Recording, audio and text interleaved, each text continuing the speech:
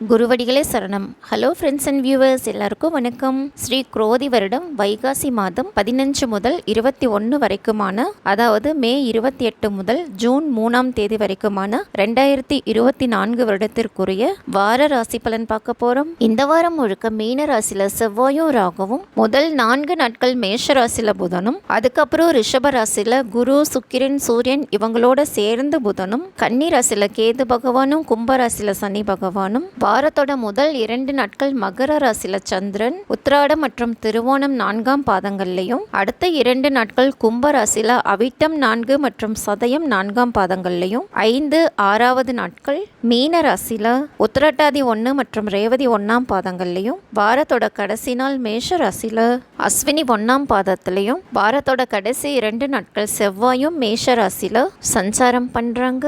திடீர்னு பார்த்தா தேய்பிரை பஞ்சமி, தேய்பிரை சஷ்டி, தேய்பிரை சப்தமி, தேய்பிரை அஷ்டமி, தேய்பிரை நவமி, தேய்பிரை ஏகாதசி, தேய்பிரை துவாதசி அப்படின்னும், யோகம்னு பார்த்தா பிராமியம், ஐந்திரம், வைதிருதி, விஷ்கம்பம், பிரீத்தி, ஆயுஷ்மான், சௌபாகியம் அப்படின்னும், கரணம்னு எடுத்தா தைதுளை, வனிசை, பவம், கௌலவம், கரசை, பவம், கௌலவம் அப்படின்னும் இந்த வாரம் முழுக்க அமைப்புகள் இருக்கு.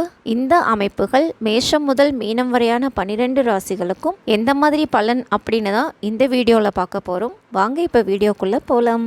இப்போ நம்ம பார்க்க போகிற ராசி ரிஷபம். இந்த வாரம் முழுக்க உங்களுடைய ராசிக்குள்ளேயே குரு பகவானும் சுக்கிர பகவானும் சூரிய பகவானும் சேர்ந்து சஞ்சாரம் பண்ணுறாங்க. சுக்கிரன் சூரியன் 2 பேருமே சந்திரனுடைய நட்சத்திரத்தில் இருக்கிறதுனாலையும், சந்திரனும் இந்த வாரம் முழுக்க 9, 10, 11, 12ஆம் இடங்களில் சஞ்சாரம் பண்ணுறதுனால சித்தி, அத்தை வழி உறவுகள் தேடி வருவாங்க. பரம்பரை சொத்துக்கள், வெளியூர் வெளிநாட்டு பயணங்கள், உத்தியோகம் சம்பந்தப்பட்ட விஷயங்கள், மாமியார், மூத்த சகோதரம், சித்தப்பா, லாபம், நண்பர், இதுல எல்லாமே கொஞ்சம் அவசரம் இருக்கும். இது சம்பந்தப்பட்ட விஷயங்கள்ல கருத்து வேறுபாடுகள் வரதுக்கும் வாய்ப்புகள் இருக்கு. கொஞ்சம் நிதானமா இருக்கணும். குரு பகவானும் ராசிக்குள்ளேயே சூரியனுடைய நட்சத்திரத்துல இருக்கிறதுனால அம்மாவுடைய விருப்பங்கள் நிறைவேறும். அசுப திசா நடக்கிறவங்களுக்கு மட்டும் அம்மா கிட்ட இருந்து விலகி இருக்கிற மாதிரி சிச்சுவேஷன்ஸ் வரலாம். இன்னமும் ராசிக்கு 10ஆம் இடத்துல தான் சனி பகவான் இருக்காரு. அதனால லாபம் சம்பந்தப்பட்ட விஷயங்கள்ல கொஞ்சம் தாமதம் இருந்தாலும் திருப்தியா கிடைக்க வாய்ப்புகள் இருக்கு. 11ஆம் இடத்துல செவ்வாய் ராகு இணைவு இன்னமும் இருக்கு. அதனால நண்பர்கள்,